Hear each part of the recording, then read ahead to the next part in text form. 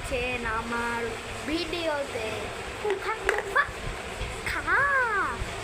আপনারা অবশ্যই আমার ভিডিও মনে হয় দেখেন, তো সাবস্ক্রাইব করতে ভুলবেন না, নাহলে আপনাদের বাড়ি গিয়ে সাবস্ক্রাইব চেয়ে লাইক চেয়ে আনবো, নাহলে তোমাদের বাড়ি থেকে তুলে আনবো বলে রয়েছি আমি।